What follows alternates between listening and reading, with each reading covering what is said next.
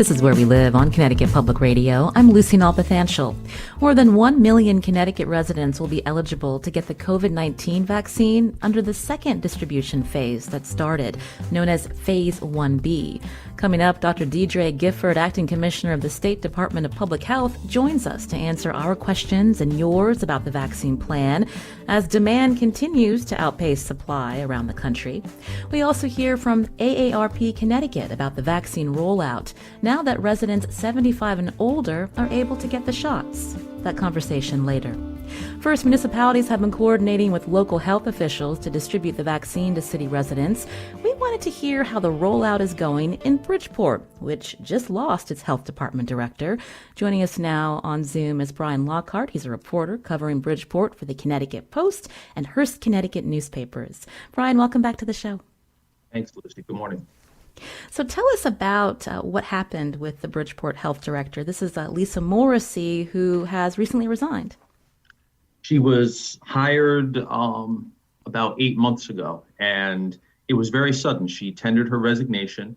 She did land a new position, a similar position in New Milford. But my understanding was that she was planning to resign regardless of whether she had another job lined up or not. And why was that, Brian? It's not a very convenient time to lose a health director. And why was that she was planning on leaving regardless if she got a new job? What has she told you?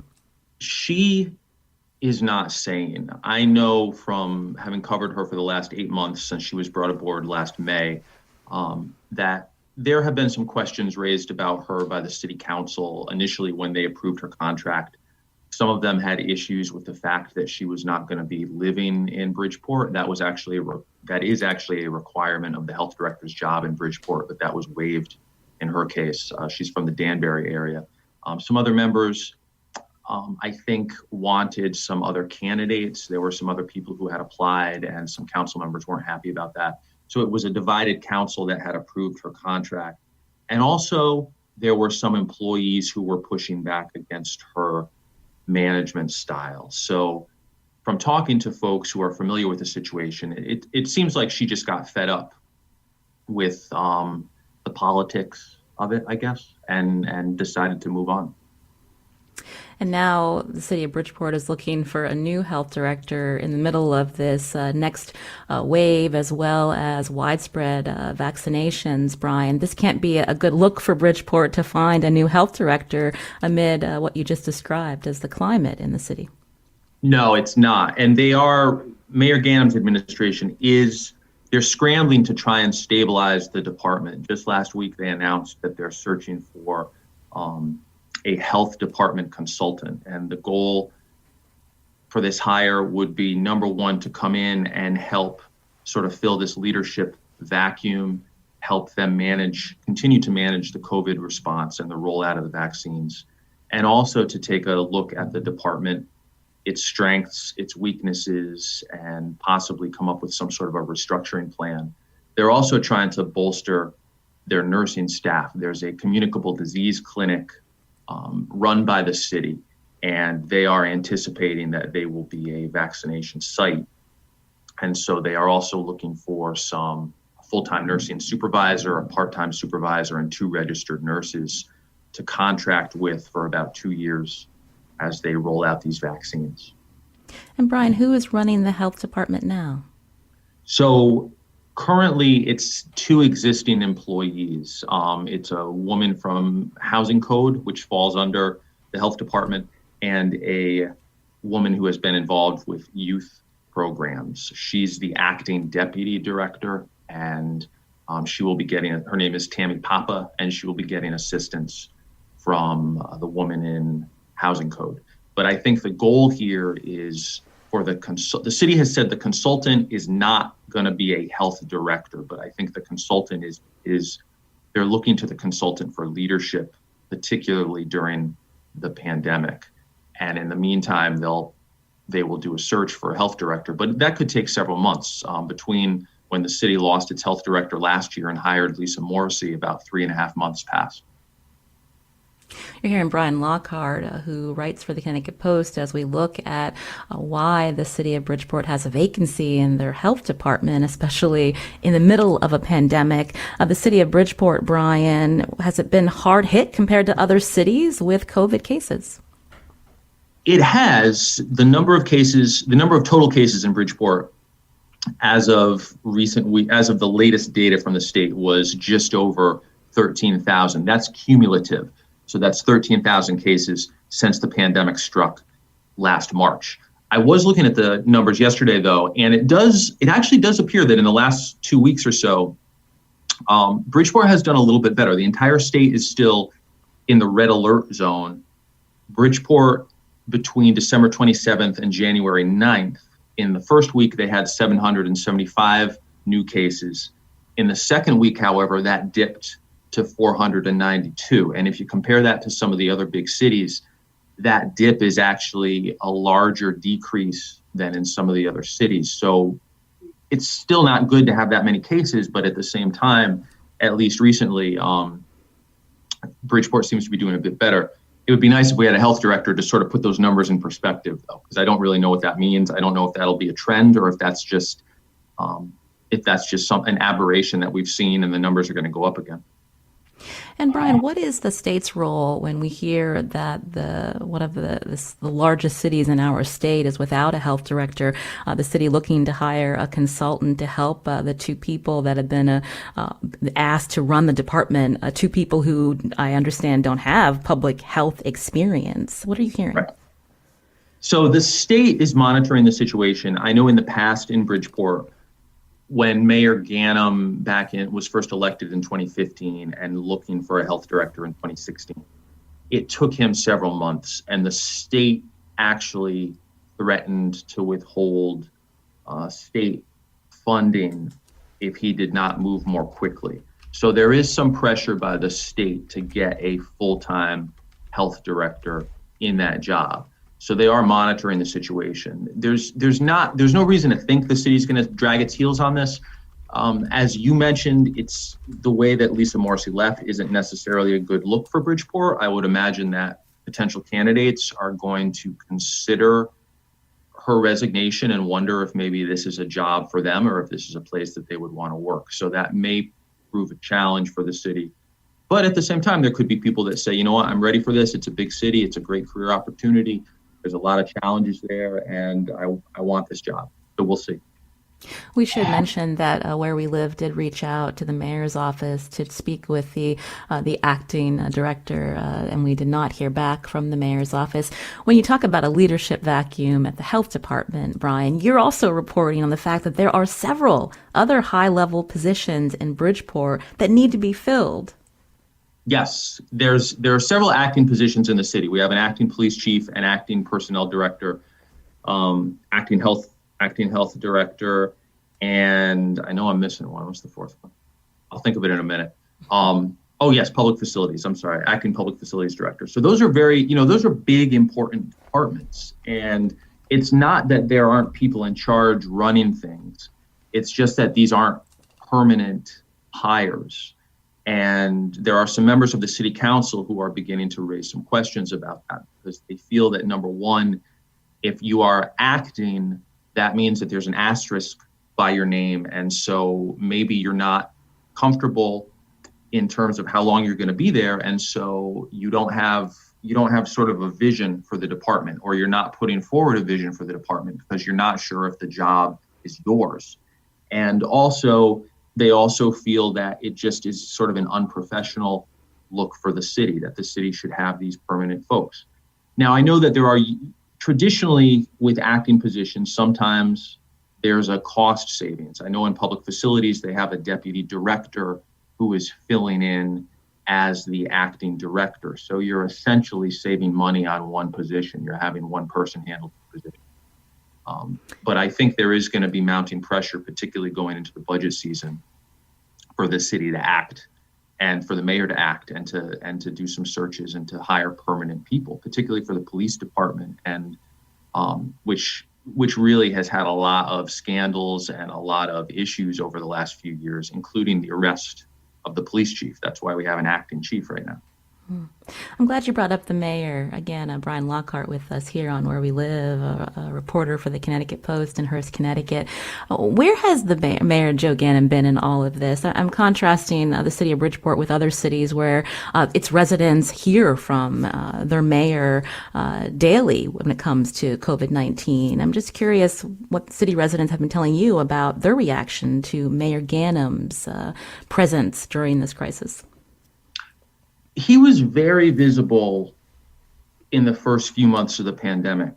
He had a daily, if not almost daily, Facebook Live address that he would give, and it was, and he had updates. And people used to joke it was sort of like a television. It was like a midday television show, because he would have guests on. He would have people from the local hospitals on, the health director on. He stopped that back in the spring when we entered into the reopenings. And it has been kind of odd. He has not done it. He has not made those type of appearances, even as we were going through the second wave. And I do hear from some people, some political insiders, from some council members who are grumbling, saying the mayor really needs to get out there more and show his face more. Obviously, with the pandemic, there are not the number of public events that a mayor would usually attend, and a lot of the meetings are teleconferences, and there's a lot of there's limited staffing in public buildings. So I think just by the nature of the pandemic, the mayor isn't necessarily getting out there as much as he would during normal times. But I am hearing from folks who are sort of complaining and feeling as if he does not appear to be, at least publicly, as on top of things. He's not interacting with the public enough. He's not communicating with the public enough. His office does send out press releases. I know he appears on a local radio station, I think every Thursday for about 10 minutes in the morning. But that's kind of the extent of it. And there are some people who would like to see him out there more, doing more. We're focusing on public health today. Coming up, we'll hear from Acting Commissioner of the State Department of Public Health, Dr. Deidre Gifford. But I have to point our listeners to a story that you reported on this weekend, Brian Lockhart, a staffer for the city of Bridgeport throwing a massive birthday party for himself during a pandemic. Tell us what you learned. Yeah, Danny Pizarro. So I do want to make clear, because some people have said, we wouldn't have written this story. We just wrote it because he works for the city and because he's close to Mayor Gannon. And that's actually not true. I mean, had we heard about this regardless, it happened in Trumbull, and it was a huge party Saturday night into Sunday morning. There was an anonymous complaint to the Trumbull Police Department. They showed up, they shut it down. They haven't given us a lot of details. I did get Mr. Pizarro on the phone on Sunday, and he claimed that he had at least 300, if not more, people there. He did say that he had a tent, but a lot of some of the party was posted on social media. It was posted on his Instagram account, and that's where it first drew folks' attention, and that's where it first drew criticism, because the images there are of a packed party in his house. People drinking, people dancing very close together. He is in some of the images that were on Instagram. And he, when I interviewed him, he was not very apologetic about it. I mentioned to him that he may face some fines from the state, and he said that's fine. He said he thought that the state rules regarding crowds, regarding gatherings, just applied to businesses and restaurants. He didn't think they applied to residences, which isn't true. The governor, in an executive order, had limited events to 10 or fewer people, private and public. So, he said he's not worried about the pandemic. He's not worried about catching coronavirus or being exposed to it, and he wasn't worried about people who showed up. It was their decision. Everyone knows we're in a pandemic, and they decided to come anyway. What's interesting, and maybe this is a question for the health commissioner or the governor, is it is interesting because the governor has a fine for businesses of $10,000 if they violate his COVID regulations.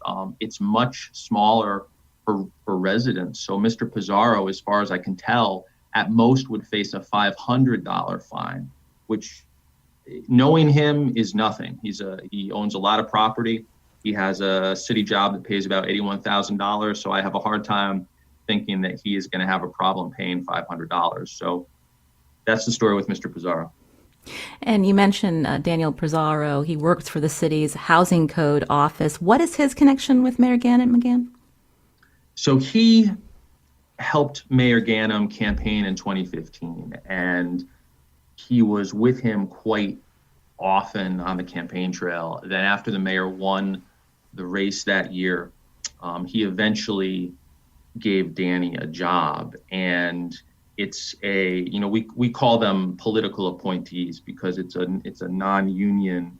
At the time, it was non-union, unless something has changed. It was a non-union position, basically serving at the will of the mayor. And he's sort of held different positions over the years and had different responsibilities over the years. He and the mayor were quite close for a while and appeared quite often together whenever the mayor was in public. And that's how they know each other. I mean, the background of the friendship, and there's speculation about when and how did they first meet? Did they first actually meet during that 2015 campaign, or had they known each other prior to that?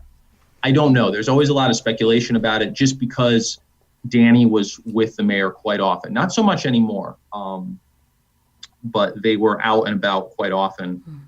You would almost mistake Danny for the mayor's driver or for his security. That's how close they appeared to be. So as a political appointee for an individual that's flouting public health guidance and rules from the state government, as well as the city of Bridgeport worried about super spreader events, Mayor Ganim could have the power to fire this man if he wanted. And I have asked if he will be disciplined. The city did issue a statement over the weekend. They did not specify any names, but they did say that they were aware of this event of Mr. Pizarro's party, and that any employees who were involved would have to quarantine before returning to work and would also have to receive COVID testing before returning to work. But there was no mention of any sort of discipline. And to your point, back in 2016, not long after he first hired Danny Pizarro, we had reported that Mr. Pizarro owned some back taxes. He owns a lot of residential property in Bridgeport. And so we had reported he owed back taxes. The mayor at the time suspended him until he made good on that debt. And then he eventually brought him back. So the mayor does have, you're correct, the mayor does have some power here to discipline. Whether he will do so in this case, I don't know. They may argue that this happened in Trumbull. They may argue that it had nothing to do with his job. But I have put in that request to the mayor's office to try and find out if they will be taking any action against him. Speaking of the mayor, Brian, we know that President Trump has just a few hours left in the White House, and Mayor Ganim has had a presidential pardon request in. Do you know what's happening with that? We're keeping our eyes out. I know that CNN over the weekend reported that I guess today there was supposed to be a flurry of pardons issued by President Trump. Mayor Ganim, he has not commented. We've asked his office about the pardon. He has not commented on it. What we do know is that it would have been submitted at least 5 years ago, because he had served his time back that ended in 2010, and you have to wait 5 years before submitting a pardon. So the earliest he could have submitted it would have been sometime around 2015. So whether he submitted it during the tail end of President Obama's administration or whether he submitted it sometime over the last 4 years under President Trump, we don't know. They do have a prior business relationship. When Mayor Ganim was first mayor of Bridgeport in the 90s, Trump, who was then just a New York businessman and a developer, was interested in developing in Bridgeport, and there was a casino entertainment project that he was considering. It never went anywhere, but he and Mayor Ganim got to know each other. Mayor Ganim and Donald Trump hung out a little bit in New York. Mayor Ganim went to one of Mr. Trump's weddings at the time. And he was actually very, compared to a lot of other Democrats, when Donald Trump was elected president in 2016, Mayor Ganim had some kind things to say about him at the time, saying that he thought he was a good man based on their prior relationship. And he seemed a little more optimistic about Mr. Trump's presidency than a lot of other Democrats did at the time. Now, I've got to say, to be fair, he did seem to sour on Mr. Trump over the years. He made some very tough statements about, in particular, his immigration policies, his border policies. But you do have to wonder if Mayor Ganim behind the scenes, or if anyone who knows, any of his allies behind the scenes, have over the years tried to contact the president and his staff and asked him to consider this pardon. We did talk to one expert who thought this might be Mayor Ganim's last best effort to receive a pardon, that the particular crimes that he was convicted of, public corruption, it's not really something that presidents are interested in pardoning. But Mr. Trump, given his style, given his personality, he may be open to forgiving something like that. So we're going to wait and see. So we'll keep watching to see that list of pardons that's expected to come out. Brian Lockhart, again, is a reporter covering Bridgeport for the Connecticut Post and Hearst, Connecticut newspapers. Never a dull moment in Bridgeport. Thank you, Brian, for your perspective on the many issues happening there. Enjoyed it. Thank you so much. This is Where We Live on Connecticut Public Radio. I'm Lucy Nalpathanchel. Coming up, seniors over 75 years of age will be able to sign up for the COVID-19 vaccine in our state. We talk with AARP Connecticut about the process in place to connect seniors with the vaccine.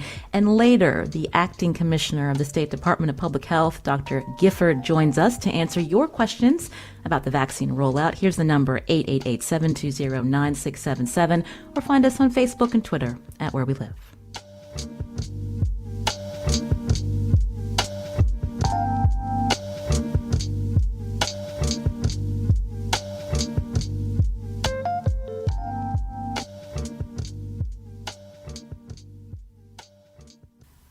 This is Where We Live on Connecticut Public Radio. I'm Lucy Nalpathanchel, broadcasting remotely. Coming up, we hear from Dr. Deidre Gifford, Acting Commissioner of the State Department of Public Health. Do you have a question about how the state's rolling out the COVID-19 vaccine, or how you or a family member can sign up to receive the vaccine? You can join us, 888-720-9677. That's 888-720-WNPR. We'll be hearing from her in just a few moments. First, joining us now on Zoom is Nora Duncan, State Director for AARP Connecticut. Nora, welcome to the show.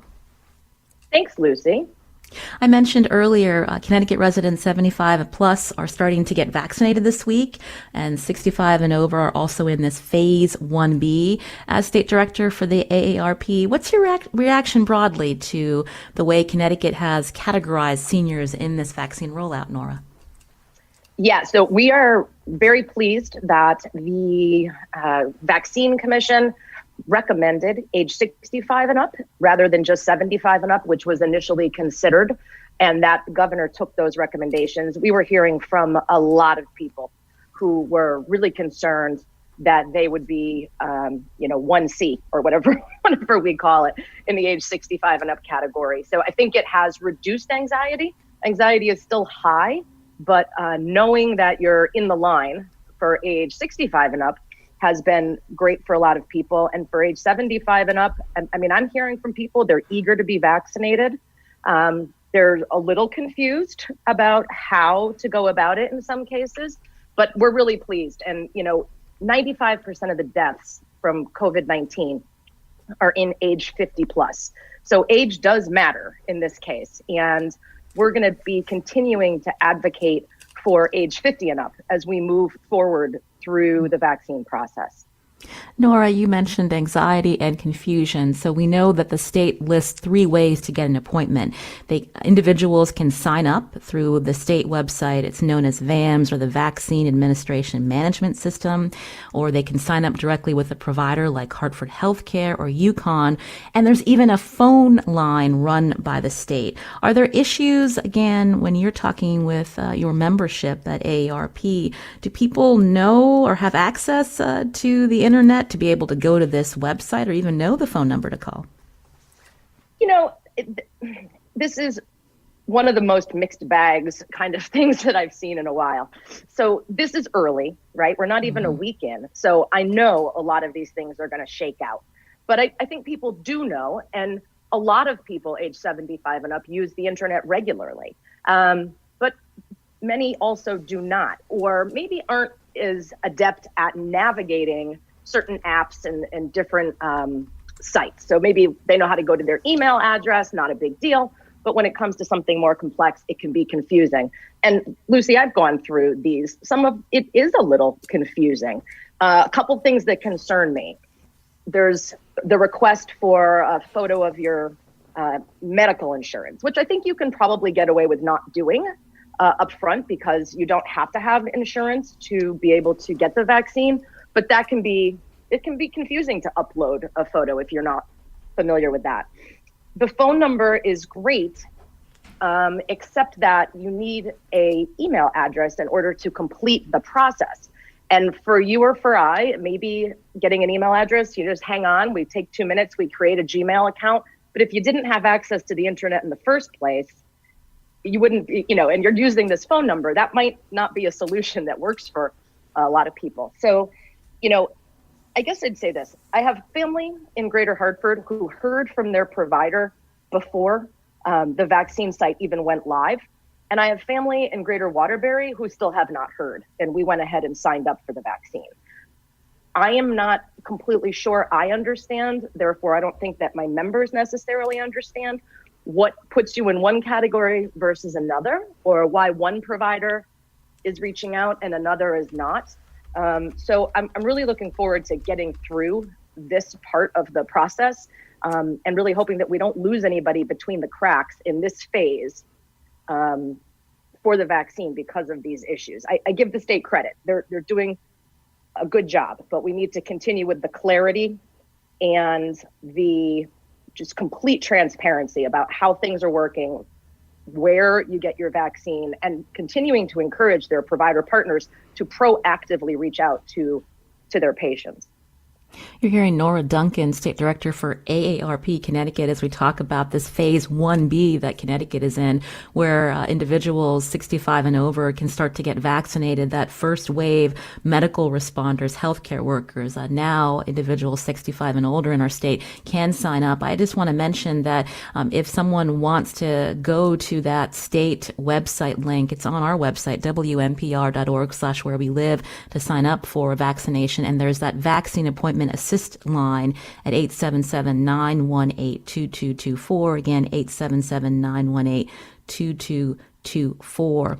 Now, we talked about maybe some individuals who might have technological barriers, Nora, but when we think about older people who have been most vulnerable for severe illness due to COVID, I wanted to hear more from you about how the state has approached making sure that they're reaching our most vulnerable first. Well, I think the intense focus on long-term care settings, nursing homes up front was really key. That's over 3,200 deaths.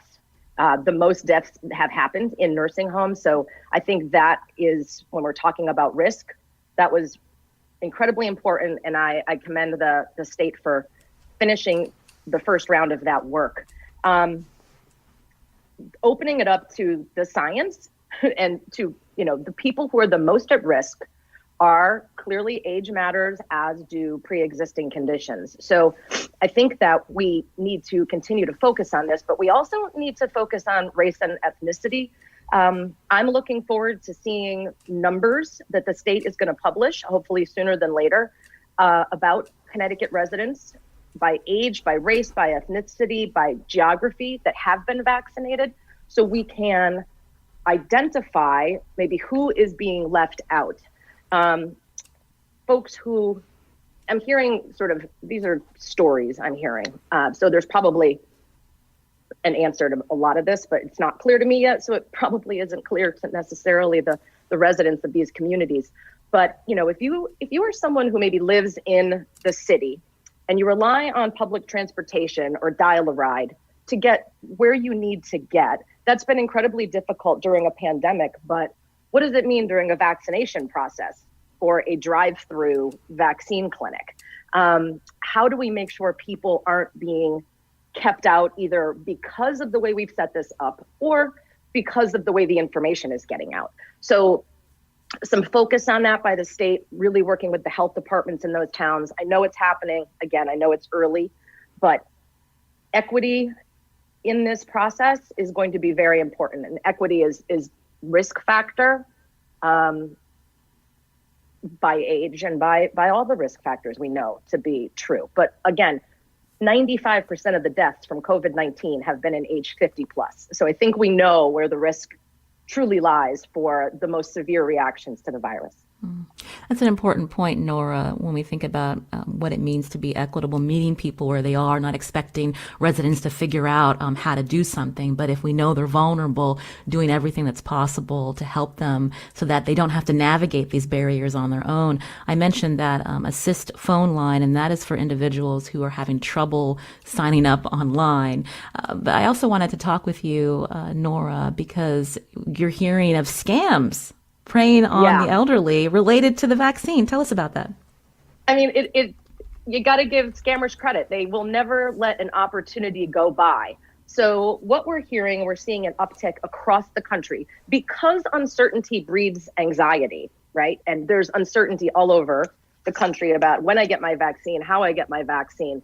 Scammers have identified ways to extract money from people. So number one is, I mentioned before, your provider may call you, but your provider knows you if your provider is calling you. They're not going to ask you for your social security number. They're not going to ask you for your credit card number because it does not cost anything to get the vaccine. Whether you're insured or you're not insured, there is no money transacted between you and your provider or the vaccine provider in general. So similar to every other scam, if someone calls you with a too good to be true or a skip the line, we can get you in sooner for your vaccine if you just pay us $75 now. I mean, that's the kind of thing that's happening. So the vaccine is no different than a social security scam, than a grandparent scam, than anything else. It's playing on vulnerability. It's playing on when people get nervous and anxious.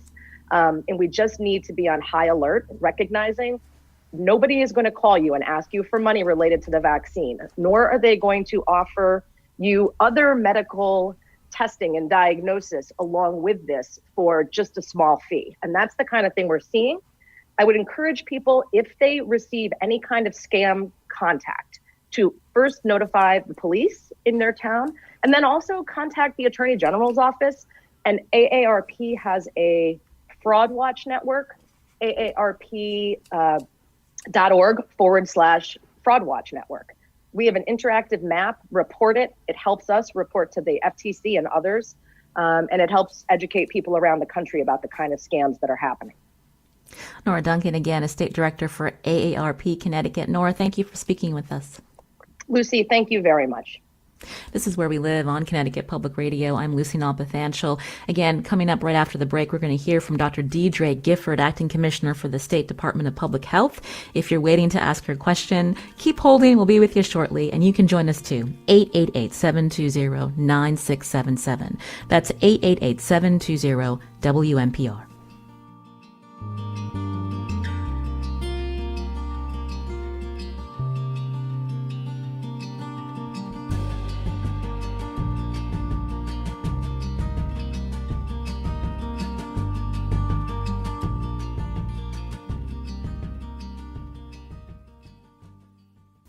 This is Where We Live on Connecticut Public Radio. I'm Lucy Nalpathanchel. Joining us now on the phone is Dr. Deidre Gifford. She's Acting Commissioner of the State Department of Public Health. Do you have a question about how the state's rolling out the COVID-19 vaccine or how you or your family member can sign up? You can join us, 888-720-9677. That's 888-720-WNPR, or find us on Facebook and Twitter at Where We Live. Commissioner Gifford, welcome back to the show. Thank you very much for having me, Lucy. I wanted to launch into some listener calls. Sheila's calling from Northwest Connecticut. Sheila, what's your question for the commissioner? Hi. My parents have signed up with the VANS a week ago, and they haven't heard back about an appointment. My mom also tried calling or registering online with the Hartford Healthcare and was told that they're only giving vaccines at some sort of stadium, she said. And then she wasn't able to get into the Yukon site. So my first question is, are all these sites coordinated? So if you sign up with one, you could get an appointment. Say if you sign up with Hartford Healthcare, are you going to get an appointment at John Dempsey in Farmington? Maybe not. If you Commissioner? sign up with BAM. Yeah, it's a really good question. And let me just start by explaining for the listeners that there are a few ways that individuals over the age of 75 can get an appointment right now for a COVID vaccine. The first way is that they may have heard from a healthcare provider that appointments are being scheduled. And if you have heard from your healthcare provider, work with that provider, whether you're affiliated with Hartford Healthcare or UConn or Yale New Haven or Griffin Hospital, Gifford Hospital. Many of these providers are doing outreach to their known patients over the age of 75. And if you've had outreach from that provider, please work with them. They have a certain number of slots that are available, and they will get you in eventually for an appointment.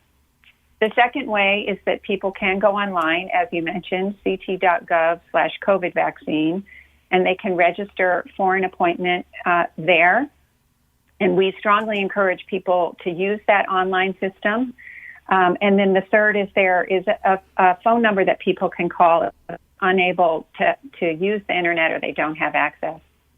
In specific answer to your question, I would strongly encourage your family members to just work with one provider to get an appointment. What we don't want to see, although we understand that people are very anxious to get this vaccine, but we don't want to see people having multiple scheduled appointments, because then that will take a slot away from someone else who doesn't have an appointment scheduled yet.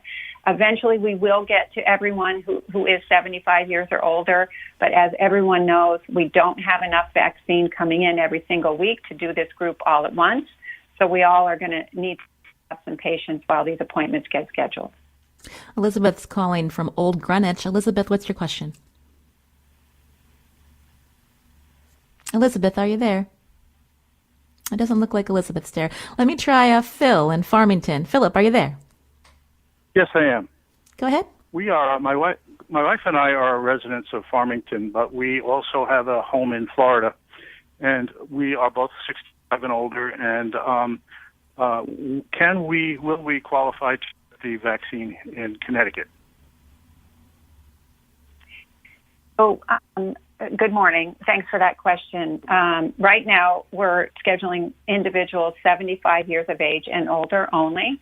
But when it does come up to be your turn, residents of Connecticut are eligible for the vaccine. So if you have a residence here, you will be eligible to receive your vaccine. I would encourage you to be in the same state for both of your doses. And it's probably the most prudent not to try to schedule a second dose in another state. So any individual that's planning to travel should plan that travel after they've received the second dose of vaccine to make sure that they get it in a timely fashion. And Commissioner Phillip mentioned that his driver's license is now saying that he and his wife are from Florida. So what other identification can they use so that they can get this vaccine here if that's their choice?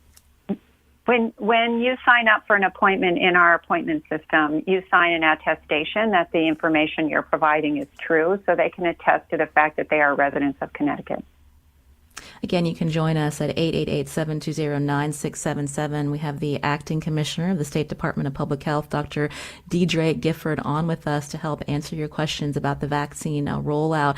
You mentioned, Commissioner, that the demand still outpaces supply. This is still a fairly new system in our state for people to sign up, especially if they're over 75. What are some glitches that you're still working out now? Well, Lucy, as you point out, the main issue with the vaccine program right now, not only in Connecticut but around the country, is that we just don't have enough vaccine yet to vaccinate the entire public.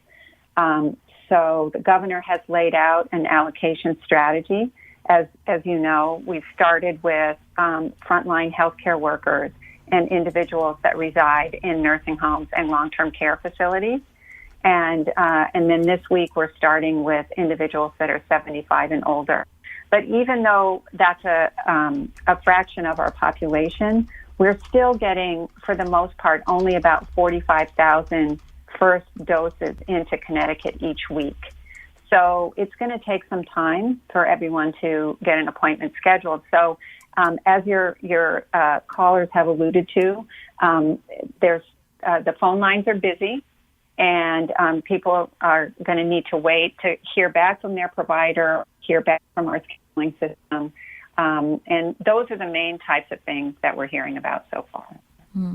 How do you respond to the Hartford Courant story by Emily Brinley that even though we are now starting in 1B, first priority is going to be senior citizens, but there are some school districts that staff also signed up for appointments through the VAMS system.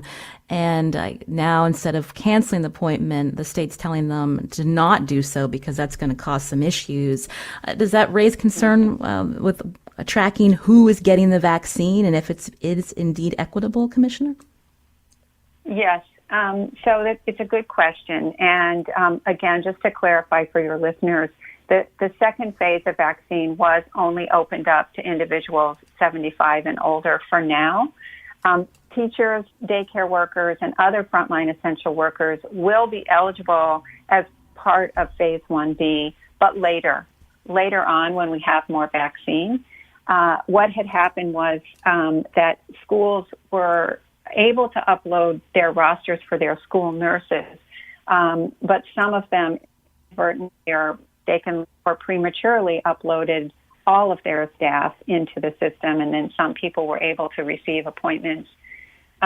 We didn't initially want those. We thought that was a small number, and we didn't initially want to cause a lot of confusion for our vaccine providers by having a lot of people cancel their appointments.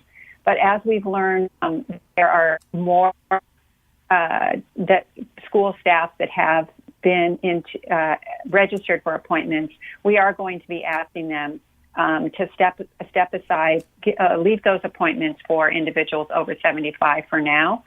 So we'll be communicating more with schools and local health departments and letting them know that we really do need to keep the appointments open for 75 and older. Kathy on Twitter asks, what about older individuals in congregate facilities run by our states? We're talking about the Department of Correction, DMIS, also DDS. If they're over 75 and in state's care and custody, Commissioner Gifford, when will they receive the vaccine? Right. Excellent question. So I did not mention when I described who was in phase 1B that individuals and staff of congregate settings that are not long-term care facilities are also part of 1B. We've already begun to work with our vaccine providers to get people vaccinated in congregate settings. So that is happening in parallel to the 75 and older group. Those people don't need to call and make an appointment. State and local health department will be working with vaccine providers to bring vaccine to the congregate settings. So individuals in homeless shelters, domestic violence shelters, substance use residential facility, treatment facilities, mental health residential treatment facilities, all of those will be working with vaccine partners, and the vaccine will be brought to them. And that process is happening beginning now and will be happening in parallel to the 75 plus. And has that been a change from previous weeks, Commissioner? No, that was announced by the governor when we announced the 75 plus that we would also be including congregate facilities. I think there was some misunderstanding about the question was asked, will people 75 and older in congregate facilities be getting their vaccine? And the answer was we won't be doing them separately. We'll be doing the congregate facilities all together, which is accurate. We will be doing everyone in a congregate facility all at the same time. But what was left out of the explanation was that process will begin in parallel to the 75 plus. I want to take some listener calls now. You're hearing Dr. Deidre Gifford. She's acting commissioner of the State Department of Public Health as we focus on vaccine rollout. More than 1 million Connecticut residents now eligible to get that vaccine in phase 1B. Elizabeth calling in from Stamford. Elizabeth, we just have a few minutes. Quickly with your question. Sure, thanks. On the morning the news came out in the Stamford Advocate earlier this week, my elderly dad responded, called the phone number to sign up for the vaccine. It turned out to be the Stamford Senior Center, and they took his name, his phone number, and his email and said someone would get back to him in a couple of weeks, I guess when the vaccines became available. And then he wanted to call back to ask to make sure it was going to be free, and he couldn't get through. When I went online, I found out that they're inundated, so you had to sign up on the Stamford, Connecticut portal, the site, fill out a form. And I'm wondering if he needs to fill out they weren't taking phone calls anymore.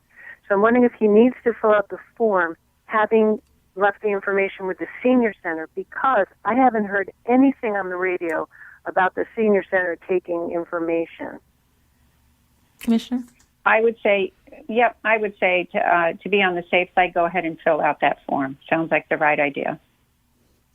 And so if there's just to clarify, the state is asking people to go online through a particular VAMS, but if they're getting information from their senior center, they should, I'm just trying to figure out that question, the answer to that question, Commissioner, just to make sure that it's consistent. Well, as I mentioned, Lucy, there are a number of ways that people can schedule appointments. It sounded that, like your listener, had a particular provider that she was interested in having her dad get his vaccine in Stamford, and that they had their own form. Some local districts and some providers will have their own on-ramp into an appointment, and if that's the on-ramp that they choose, then they should use that one. If they don't have such an option, then they can go online at ct.gov/COVID vaccine and fill out the form there through the VAM system. Okay, got it. Thank you. Mary is calling Sure. in. Mary, quickly with your question. This is Mary calling from Torrington. What plan is in place for seniors over 75 who are homebound? Commissioner? Right. Oh, excellent question. We are very much aware that there are individuals who won't be able to go to a drive-through clinic or may not even be able to go to a provider's office.